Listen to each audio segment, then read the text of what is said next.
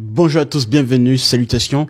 Aujourd'hui, nous allons débattre d'une question épineuse, d'une question qui est un peu légèrement inhabituelle de ce que j'aborde dans le plus souvent dans mes vidéos.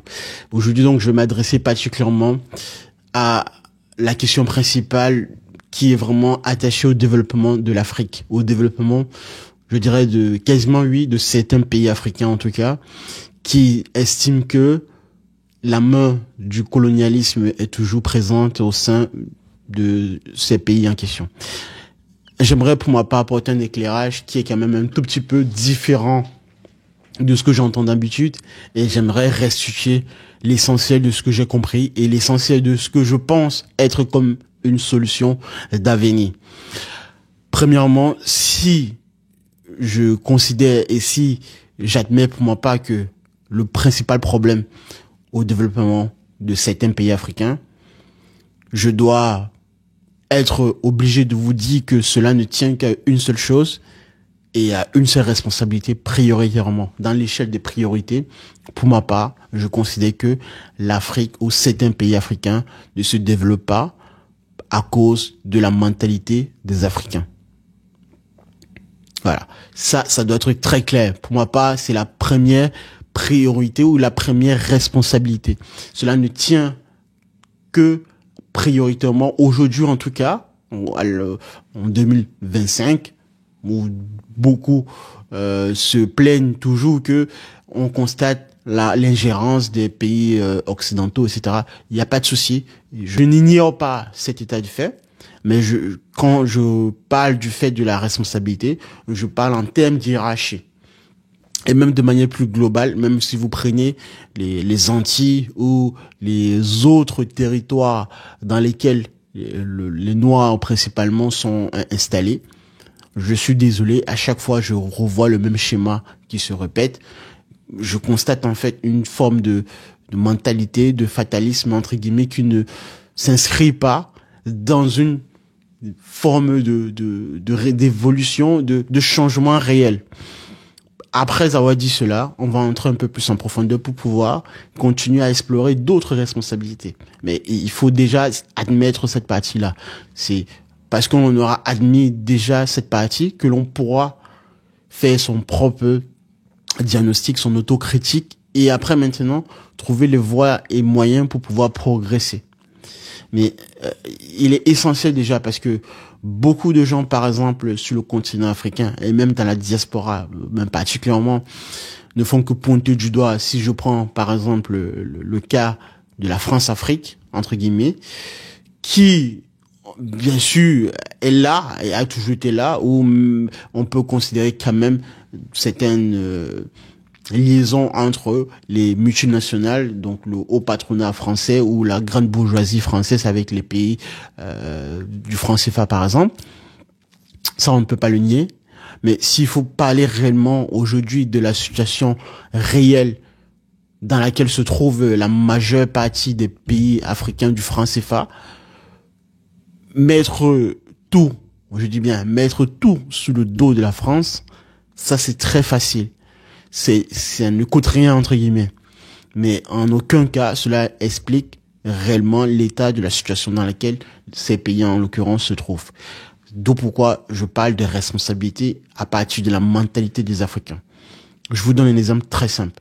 On peut parler évidemment de la question économique parce que quand j'adresse ce problème-là en tant que priorité, responsabilité première des Africains, la plupart de certains vont me rétorquer que on ne peut rien faire sans le franc CFA qui est à la main des Français. Moi, je dis que ça, c'est faux. Le franc CFA, même s'il faut y entrer dedans, je ne suis pas expert en économie, mais j'ai quand même bien étudié la question pour pouvoir comprendre néanmoins à quel point cet argument était fallacieux et ne tenait pas tout simplement la route. Pourquoi? Parce que quand il faut construire des routes, des ponts, des chaussées dans les pays africains, dans certains pays en tout cas, le franc CFA ne peut en aucun cas expliquer l'échec de la construction de ces infrastructures. La question revient à la mentalité, mais à travers cette mentalité-là, à la corruption. Même si on vous donne le dollar, même si on vous donne l'euro, même si on vous donne votre propre monnaie, Si derrière vous êtes corrompu, en aucun moment, en aucun cas, les infrastructures vont avoir lieu, vont être construites de manière saine. À la base, c'est parce que déjà vous êtes corrompu, majoritairement, collectif, au point où cela nuit au développement du pays en question. La question du franc CFA, même si évidemment que c'est une question de souveraineté, c'est une question de prendre son envol ou de revendiquer sa réelle indépendance, même s'il faut y aller dans ce sens. Mais en aucun cas, cela explique le fait que, à elle seule, bien sûr, cette question-là, le retard des pays africains, et notamment si je pense aux pays liés à la France, notamment à partir donc des indépendances depuis 1960, sur l'Afrique française francophone. Je veux que cela soit très bien clair pour ceux qui me regardent actuellement là sur cette vidéo. Après cela, il y a bien évidemment aussi d'autres aspects. D'autres aspects du type comprendre les dynamiques du monde entier, comprendre les dynamiques de création de richesses, comprendre comment les autres États se sont élevés dans une pauvreté auparavant, dans laquelle l'Afrique d'ailleurs certains pays africains étaient en avance. Si on prend les pays en Asie, le Vietnam, Singapour, Taïwan ou la Corée du Sud, quand on revient dans les années 60, certains pays en Afrique étaient devant ces pays-là. Mais qu'est-ce qui fait que aujourd'hui, quasiment, on peut même pas faire une comparaison un tout petit peu parallèle? Pourquoi? Sachant que ces pays aussi en Asie ont connu des formes de colonisation. Après, certains vont me dire, oui, mais le contexte n'est pas pareil. Faux. Ça, c'est trop facile à dire. C'est la raison pour laquelle je reviens toujours à la mentalité, à l'esprit des dirigeants africains. Cela est bien sûr à travers les dirigeants, le peuple également. Parce qu'on a les dirigeants que l'on mérite. Si vous avez un dirigeant au pouvoir qui est là depuis 42 ans, il faudra aussi vous questionner sur votre état mental en tant que peuple. Qu'est-ce qui fait que vous avez des dirigeants qui vont s'expatrier en Occident pour pouvoir se soigner, qui vont mettre les enfants dans des grands établissements en Occident pour avoir un savoir bien particulier, sachant que le pays dans lequel ils sont issus, il n'y a pas de route, il n'y a pas d'infrastructure, il n'y a pas d'éducation assez avancée, il n'y a pas d'hôpitaux, il n'y a pas de soins, les femmes peuvent mourir en cours d'accouchement, les vieillards, les personnes âgées sont maltraitées, les femmes également âgées, etc. Les minima sociaux ne sont pas là. Vous avez, pour ma part, tous ces éléments-là qui me permettent, et je l'assume, de dire clairement que la priorité et la première responsabilité, c'est la responsabilité des Africains, des dirigeants africains, mais à travers les dirigeants, mais également le peuple étant comptable de ces actions des dirigeants en question. Parce que le jour où le peuple se lève ou va décider de se lever tel un homme collectivement en une fraction de seconde, le pouvoir changera. Ça, c'est d'abord la matrice essentielle et primordiale sur laquelle on devrait s'y entendre. Maintenant, si on prend en compte les éléments extérieurs, donc particulièrement ce que l'on va considérer comme étant les ingérences occidentales. Mais bien sûr que en tant que pays occidental ou en tant que ex-puissance colonisatrice ou encore qui souhaite mettre la main sur les richesses africaines. Et d'ailleurs, quand on parle de richesses, aujourd'hui en tout cas, faudrait que les Africains reconsidèrent réellement la question de la richesse, des richesses naturelles.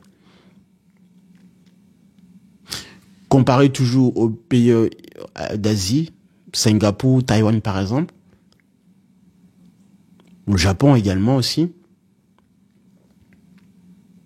la richesse naturelle, la première des richesses, c'est la richesse de la matière grise. C'est la richesse des humains, du peuple qui constitue le pays en question. Sans cette richesse-là, vous pouvez me dire que votre sol en tant que pays africain, au Congo, etc., vous pouvez me citer du colbat, tout le reste, j'en ai rien à cirer. Au Cameroun, entre guillemets, le continent, tout ce que vous voulez, pays en miniature, etc., vous pouvez tout me citer ces éléments comme éléments de richesse matérielle dans votre sous-sol. Mais si vous n'avez pas de matière grise, si vous n'avez pas un état mental qui souhaite aller dans le cadre de l'évolution, tel que le marché, l'économie mondiale le réclame, vous n'êtes pas riche pour moi. Vous êtes pauvre. Et vous resterez pauvre tant que cet état de fait n'aura pas changé, tant que ce déclic n'aura pas pris comme une étincelle dans votre cerveau, que ce soit en tant que dirigeant ou en tant que peuple. C'est ça que les Africains doivent assimiler et doivent réellement comprendre. C'est mon message principal aujourd'hui.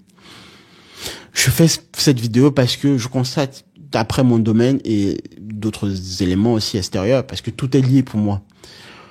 Aujourd'hui, par exemple, il y a la question de l'intelligence artificielle. L'intelligence artificielle, comme je l'ai toujours dit, c'est comme un couteau. Un couteau, cela dépend de ce que vous en faites avec. Vous pouvez vous en servir pour tuer quelqu'un ou vous pouvez vous en servir pour couper du jambon ou pour, voilà, aider quelqu'un à s'enfuir, etc. L'intelligence artificielle, si on le prend dans un cadre optimiste, aujourd'hui, quel que soit le pays dans le monde entier, et notamment les pays africains qui sont encore en retard sur un plan technologique, mais dans d'autres plans également, grâce à l'IA, un pays africain, s'il en décide, à travers justement son dirigeant et son peuple de manière générale, la société civile, au bout de 10 ans, peut atteindre un niveau quasiment technologique et voire au-dessus d'un pays avancé technologiquement tel que les États-Unis ou un pays en Asie. En faisant de la question de l'intelligence artificielle le cœur de l'éducation et de la transmission du savoir au sein de la société. Et rajouter à cela l'informatique quantique qui arrive, avec l'avènement des ordinateurs quantiques, la puissance de calcul qui sera de plus en plus accessible, disponible en tout un chacun dans ce monde entier. La question du savoir, la bataille de la connaissance dans son accélération va être un challenge et une bataille de pouvoir ou d'hégémonie, de capitalisation, de puissance d'un pays, quelle que soit sa position géographique. Ce n'est pas pour rien que les États-Unis continuent toujours à investir de manière massive là-dedans. Et la Chine également a compris ça depuis belle lurette. Donc elle emboîte le pas aux Américains.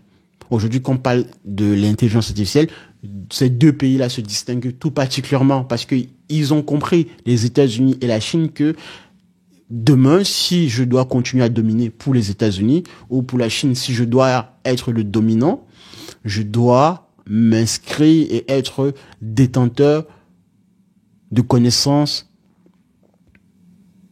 sur l'intelligence artificielle. Pourquoi aujourd'hui un pays africain ne pourrait pas faire de même? Je vous pose la question. Tout le monde a accès à Internet. C'est la raison pour laquelle je n'ai pas allé dans mon propos préliminaire de mentalité. Parce que dans cette mentalité-là, il n'y a pas une volonté d'aller conquérir les espaces de vecteurs qui vont permettre l'évolution et le changement au sein de ces pays en question. Parce qu'évidemment, la mentalité n'est pas en relation avec la représentation de la réalité du monde. La réalité du monde, elle est que il faut avoir des secteurs que l'on domine comme étant des marchés prioritaires pour pouvoir exporter à l'international, avoir une production de plus-valeur ajoutée, peu importe son secteur d'activité, le tourisme, le secteur technologique, le secteur de l'éducation, le secteur de l'agriculture, etc., de l'industrie, quel que soit de l'économie, quel que soit le secteur d'activité, un pays doit être connu pour quelque chose.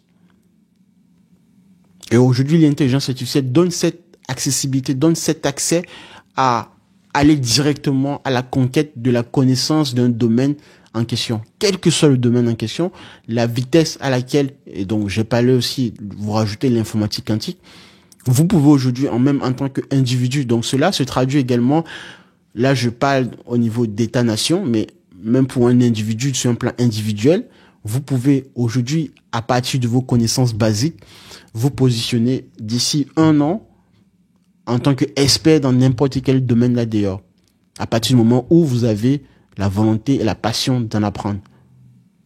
L'IA vous donnera ce leverage, cet accès à la rapidité d'acquisition de la connaissance. Ce qui revient et ce qui sous-tend comme mon propos selon lequel c'est la mentalité prioritairement qui change la donne. Vous avez accès à Internet. Pourquoi un État africain ne pourrait-il pas mettre sur pied une politique basée sur l'éducation, sur l'apprentissage des sciences dures pour la conception et la création de systèmes dans la société, des infrastructures, le partage du savoir, l'éducation et la mise sur pied des modèles réels d'influenceurs au sens positif, mais des influenceurs capables d'influencer la jeunesse avec un savoir scientifique avancé. Je ne vous parle pas d'influenceurs au sens dévoyé du terme sur Internet, TikTok, etc. Pourquoi cela ne peut-il pas être mis en place? Mais au contraire, vous allez voir quoi? Vous allez voir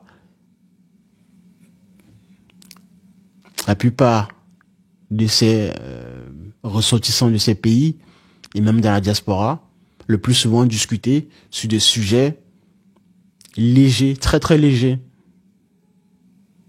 Et même, même quand il faut, entre guillemets, être dans une forme de relaxation mentale, on va être le plus souvent être dans le divertissement, en outrance. Comment voulez-vous développer un pays lorsque du matin au soir, vous avez des individus qui ne font que parler de religion, qui ne font que danser, qui ne font que boire de l'alcool, qui ne font que accuser la France? Je ne dis pas que la France, c'est tout blanc, c'est tout neige. On se comprend. Qui ne font qu'accuser l'autre, en tout cas. Au final, vous voulez que cela donne quoi? Je vous pose la question.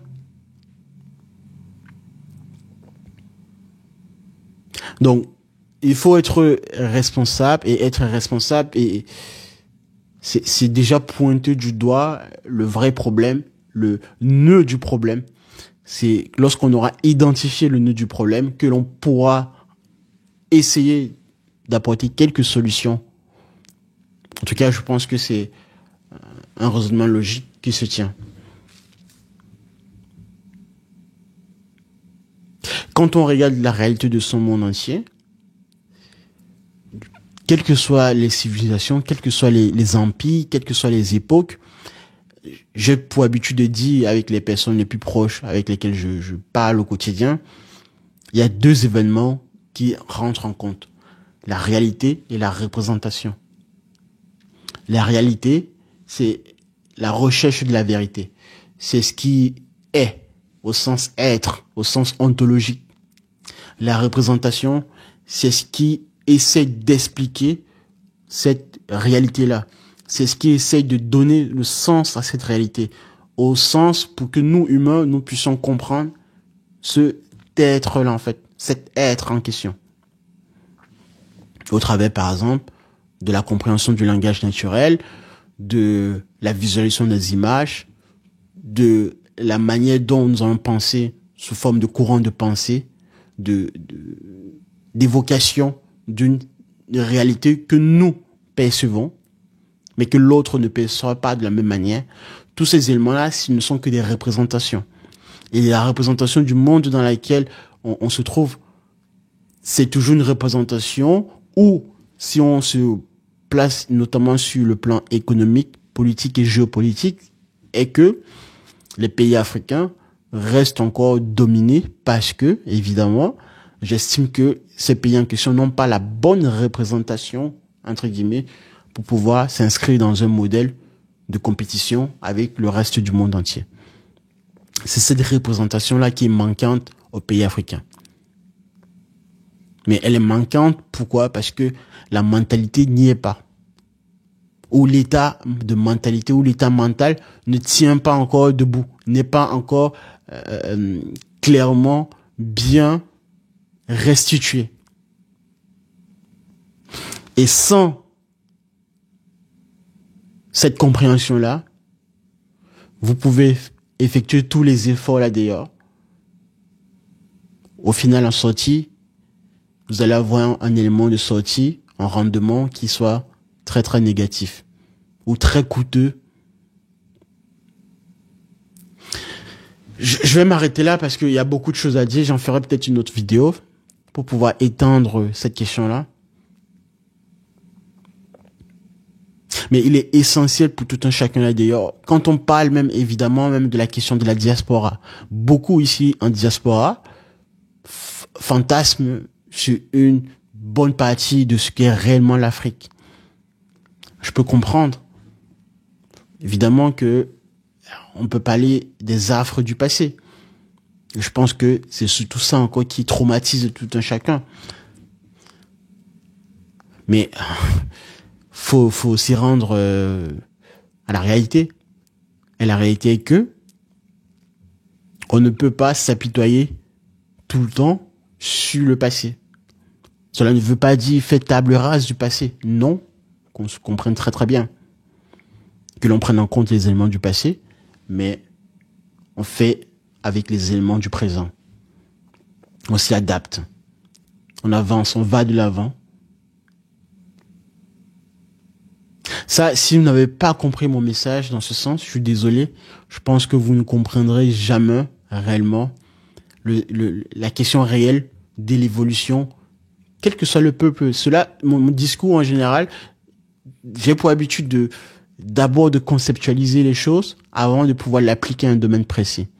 Et ici, dans ce discours-là, particulièrement pour les pays africains, ce qui a été valable là, a été également valable pour d'autres peuples. Des cas de similarité avec les pays d'Asie peuvent être réellement mis en parallèle. Mais les plus faibles vont toujours prétester sur l'esclavage, la colonisation et le néocolonialisme, etc. Je ne nie pas tous azimuts que ces éléments rentrent en compte dans l'équation. Mais prenons par exemple effectivement dans la métaphore d'une équation complexe avec plusieurs paramètres. Mon idéologie plutôt est de dire que dans cette équation-là, le poids, le facteur le plus clé qui pèse, qui entre en compte avec une forte appréciation, une forte influence dans l'équation, c'est d'abord et avant tout, en termes de responsabilité, la mentalité des pays africains, que ce soit en tant que dirigeant ou en tant que peuple. C'est ça mon idée de base. Et après, les autres facteurs de l'équation, bien sûr, sont, on pourra me citer, le passé, l'esclavage, la colonisation, le néocolonialisme, le mépris de certains pays occidentaux vis-à-vis des pays africains, etc. Il n'y a pas de souci. Mais prioritairement, je pense que on peut, vous savez, déjà, pour évoluer d'une situation, pour sortir d'un cadre négatif, il faut d'abord s'interroger sur soi-même. Faire ce travail d'autocritique. C'est lorsqu'on aura fait ce travail d'autocritique que l'on pourra maintenant être plus serein et d'avoir une clairvoyance pour pouvoir critiquer, mieux apprécier l'impact négatif ou positif de l'extérieur vis-à-vis de nous-mêmes. Mais si on n'a pas fait ce travail-là, on restera toujours dans une forme